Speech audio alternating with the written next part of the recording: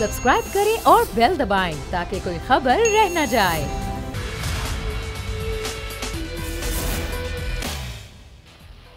बिस्मिल्लाहिर्रहमानिर्रहीम, अस्सलाम वालेकुम। प्रोग्राम में मैं सुमैया रिजवान नाजरीन आपको वेलकम कहती हूँ। आज एक खबर आती है और ख़बर कुछ यूँ है कि मुआवने खुसूसी ताबिश गौर मुस्ताफ़ी हो गए।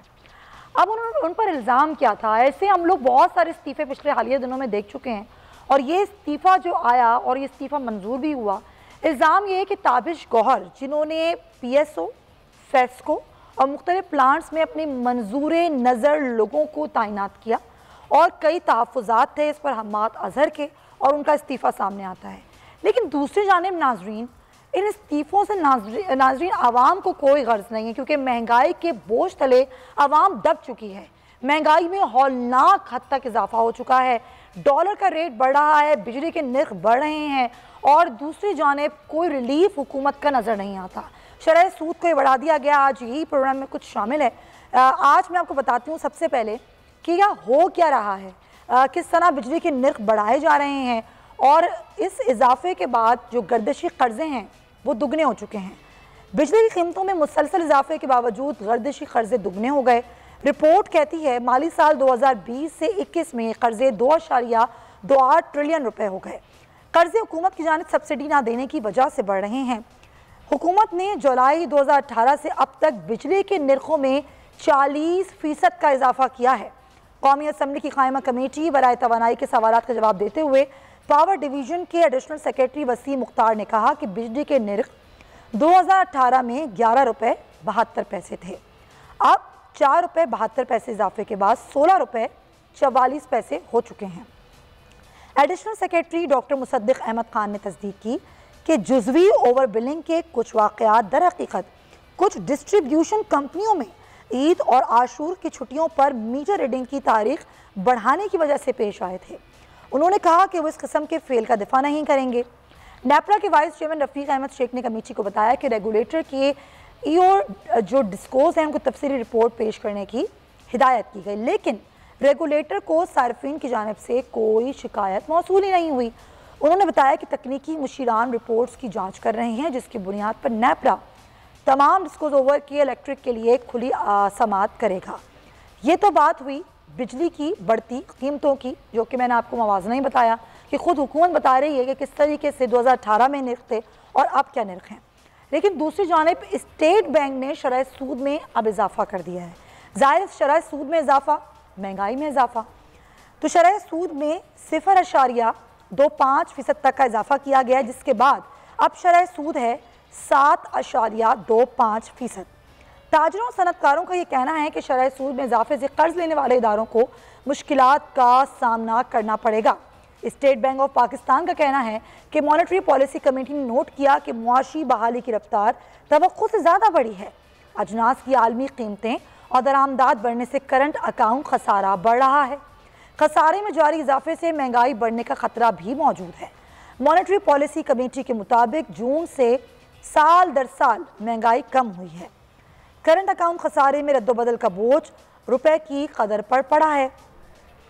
रवा माली साल नमू 4 से 5% पेश गोई की बालाई हद में रहने का इम्कान है। स्टेट बैंक ये कहता है कि ज़र मुबादला के ज़खायर 3 गुना बढ़कर रिकॉर्ड 20 अरब डॉलर हो गए हैं। तरसीलात ज़र मुस्तहकम रहा। बरामदात की मुनासिब हद तक उम्दा कारकर्दगी से दरामदात बेअसर हो गई है। ये है वो सूरत हाल जो कि टेक्निकल है, लेकिन अब जब इन तमाम चीज़ों का असर पड़ता है और जो अजनास की कीमतें बढ़ती हैं, एक आम आदमी के लिए मुश्किल होती है, उसको ज़िंदगी गुजारना मुश्किल हो जाता है, तो फिर हुकूमत ये कहती है कि हम क्या करें। ये तो पिछली हुकूमतों का किया धरा है जो हम भुगत रहे हैं। सूरत हाल पर बात करेंगे, मौज़ूआत हमारे पास मौजूद हैं, लेकिन इस ब्रेक के बाद।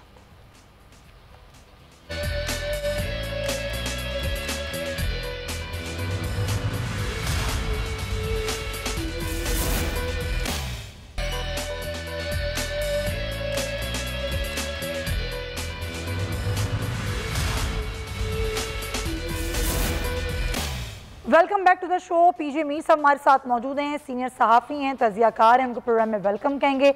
मीर साहब बहुत शुक्रिया आपके वक्त का, और ज़ाहिर प्रोग्राम का आगाज़ हम बाकायदा आपसे करूँगी। जिस तरीके से शरह सूद को बढ़ाया जा रहा है, बिजली के नर्ख में इजाफा किया जा रहा है, महंगाई बढ़ने का खदशा जाहिर करती है रिपोर्ट, लेकिन महंगाई तो ऑलरेडी है।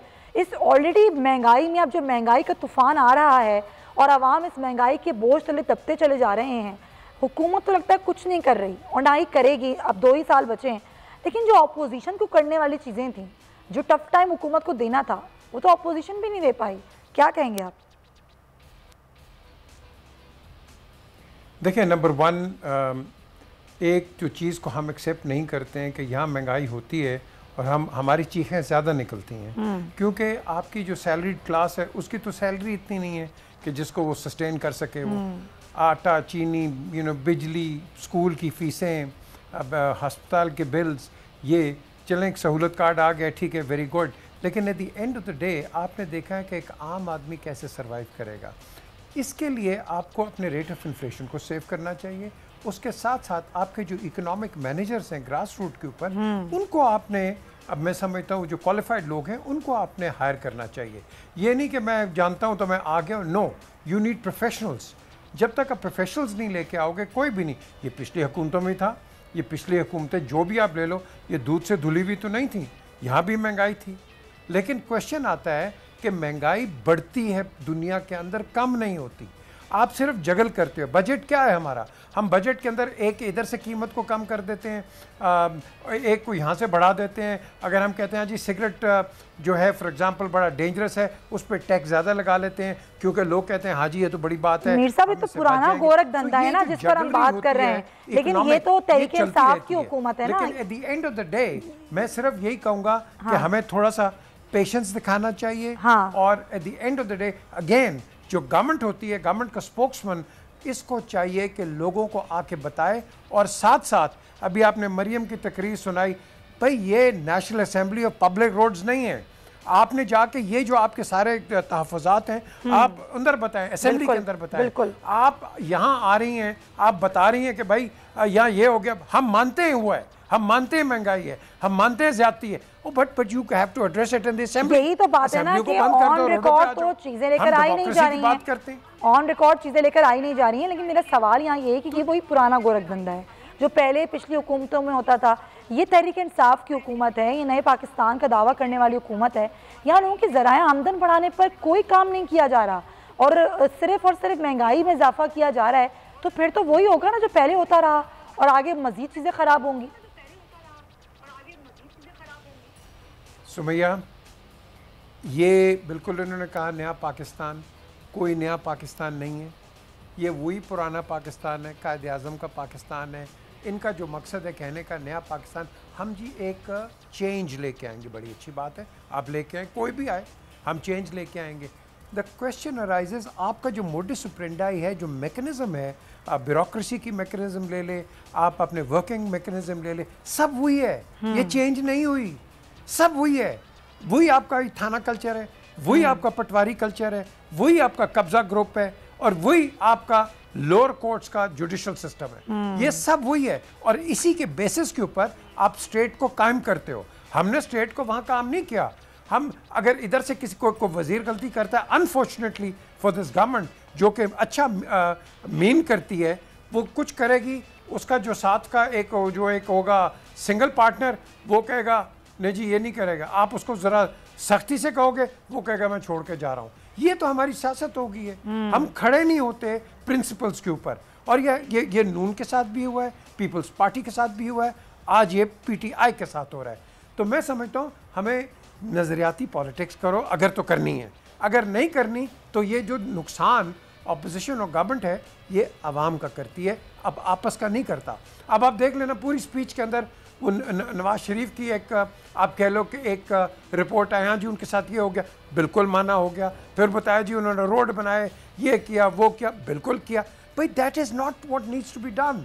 यू टेल द गवर्नमेंट कि तुम यहाँ नाकामी कर रहे हो। सियासत सिर्फ अपने लिए की जाती है। अफसोस के साथ इस मुल्क में आवाम के लिए कुछ नहीं होता। ये सियासत भी पार्टियां अपने लिए करती हैं। बिल्कुल सही, आपने बिल्कुल दुरुस्त कहा कि अगर बात की जाती है तो सिर्फ अपनी बात की जाती है। आवाम के लिए आप क्या करना चाहते हैं या क्या कर रहे हैं, ना ये हुकूमत बता रही होती है ना ये अपोजिशन बता रही होती है। Point taken.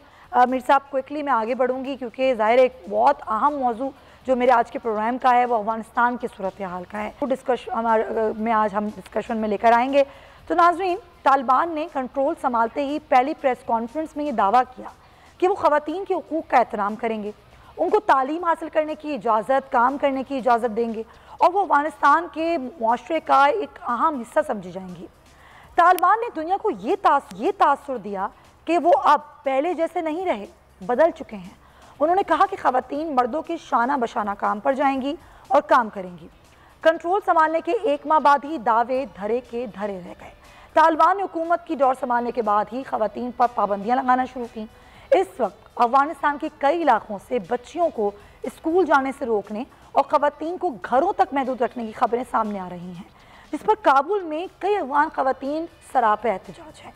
बैनुल-अक़वामी मीडिया की रिपोर्ट के मुताबिक काबुल हुकूमत की जानिब से ख़वातीन को काम छोड़कर घरों में रहने का कहा जा रहा है। काबुल के मेयर हमदुल्ला नुमानी ने ऐलान किया कि वो ख़वातीन जिनका काम कोई मर्द नहीं कर सकता, उनको काम करने की इजाज़त होगी। जैसे ख़वातीन के पब्लिक टॉयलेट वगैरह साफ़ करना, ये काम मर्द नहीं कर सकते और ये काम मर्दों के है भी नहीं। उन्होंने कहा कि हमने ख़वातीन को शुरू में दफातर में काम करने दिया, लेकिन अब ये ज़रूरी है कि वो कुछ टाइम काम करना छोड़ दें, घरों में रहें जब तक काम करने के लिए हालात मुनासिब नहीं हो जाते। सवाल ये है कि अचानक से हालात गैर मुनासिब कैसे हो गए? जब भी ख़वातीन के मामले पर तालिबान से रब्ता किया जाए तो वो कहते हैं कि वो ख़वातीन को हुकूक देने पर यकीन रखते हैं और चाहते हैं कि वो पढ़ें और काम करें। इस बार पहले की तरह नहीं होगा, मगर उनके अमल और उनके बयान में एक तज़ाद पाया जाता है। तालिबान की जानिब से पाबंदियों के बाद गुज़िश्ता रोज़ अफगान ख़वातीन और समाजी कारकुनान ने साबिक़ वज़ारत ख़वातीन के उमूर की इमारत के बाहर एक एहतजाज किया, जिसको तालिबान ने तब्दील करके एक दूसरी वज़ारत की इमारत बनाया है। तख्तियाँ भी तब्दील की हैं।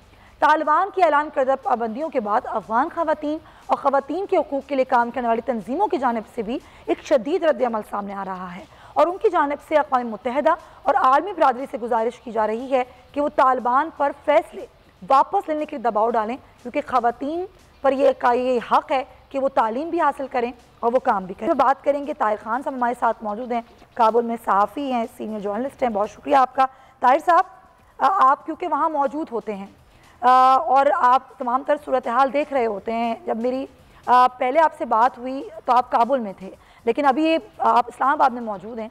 जो आपने सूरत हाल देखी वहाँ पर, क्या वो ऐसी ही थी जो बैनुल-अक़वामी मीडिया रिपोर्ट कर रहा है, जो वहाँ पर एहतजाज हो रहा है? इस तरह ख़वातीन की वज़ारत को तब्दील किया गया, ख़वातीन को ज़ाहिर नहीं, फ़िलहाल तो नहीं नज़र आती ख़वातीन अबूरी काबीना में, और तालीम हासिल करने से भी ख़वातीन को रोका जा रहा है। बहुत शुक्रिया आपका। मेरी नज़र में रोकने वाली बात तो शायद ना हो, लेकिन अभी तक उनको इजाज़त नहीं दी गई कि वो उनके तालीमी इदारे भी नहीं खोले। लड़कों के तालीमी इदारे खुल गए हैं, और जहाँ एक तो ख़वातीन वाले तालीमी इदारे नहीं खुले, लड़कियों वाले। दूसरी बात कि तालिबान का मौक़िफ़ है कि हम एक निज़ाम बना रहे कि ख़वातीन का क्या हो। जब उनकी जो आला तालीम के वज़ीर है, उन्होंने जो एक प्रेस कॉन्फ्रेंस की थी, उस वक्त मैं काबुल में था, तो उन्होंने मुख्तलिफ़ तजावीज़ का जिक्र किया था कि एक क्लास के अंदर सेपरेट हो जाएगा, एक क्लास में ख़वातीन और मर्द, या मुख्तलिफ दीगर बिल्डिंग होगी, इमारत होगी, ये भी एक है। और तीसरा एक ही क्लासेस ख़वातीन की अगर सुबह हो तो दोपहर में फिर मर्दों का हो।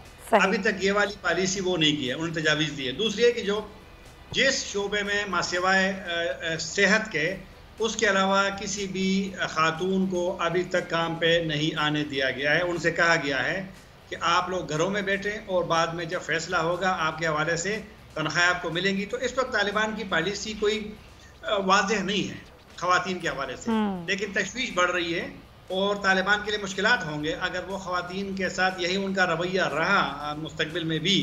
तो फिर मेरे ख़्याल में वो जो बैनुल-अक़वामी बिरादरी से उनकी तवक्को है कि उनको तस्लीम किया जाए, फिर इमदाद का मसला है, उनमें मुश्किलात फिर आ सकती है। लेकिन तालिबान इस वक्त तक ख़वातीन ने न तो तालीमी इदारे खोले हैं और ना उनको काम पे आने की इजाज़त दी है।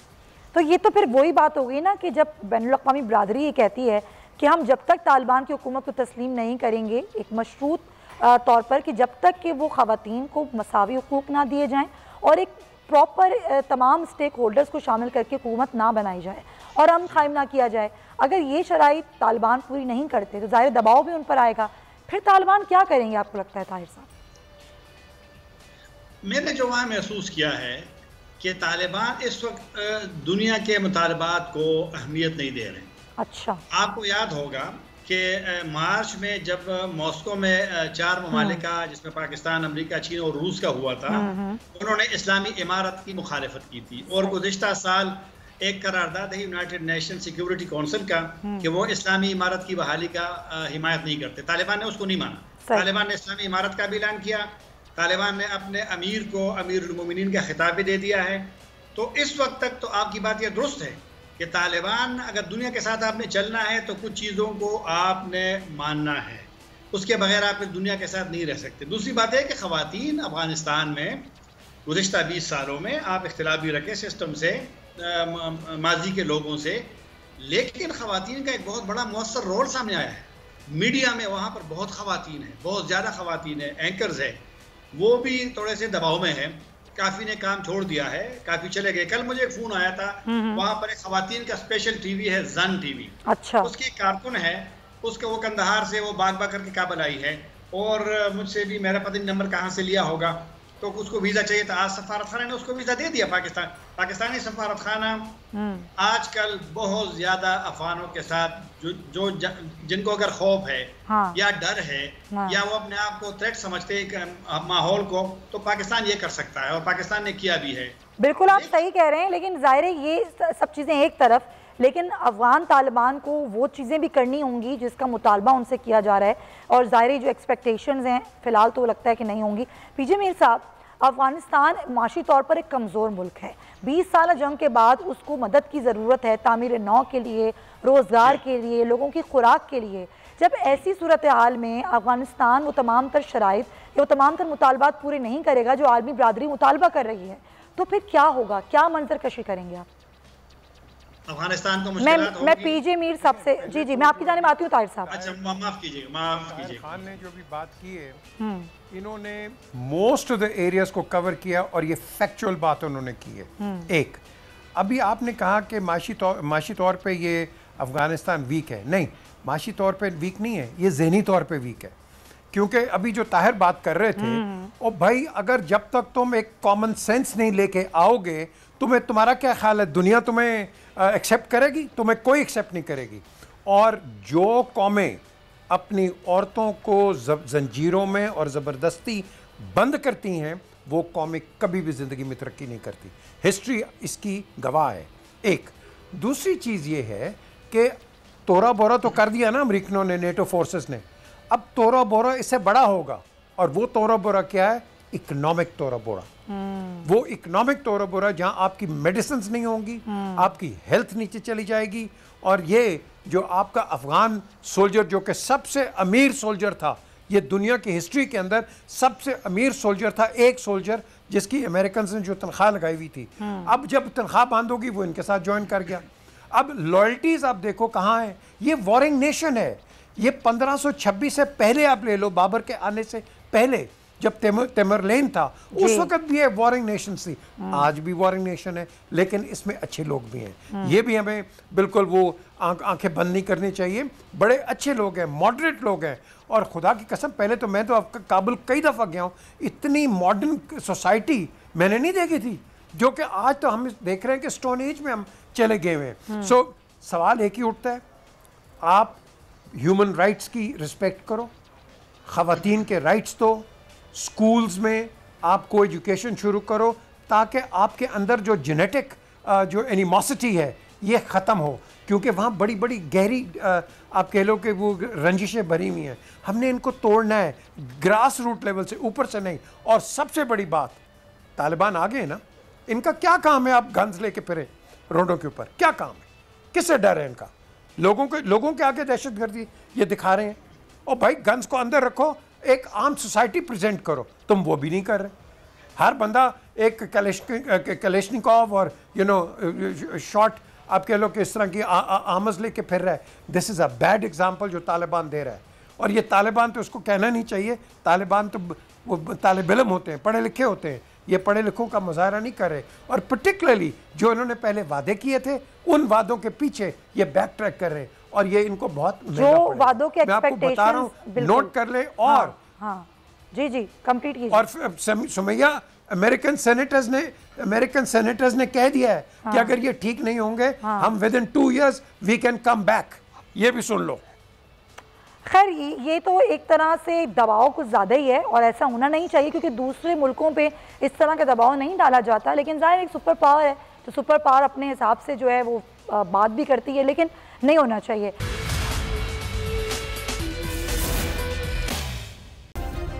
सब्सक्राइब करें और बेल दबाएं ताकि कोई खबर रह न जाए।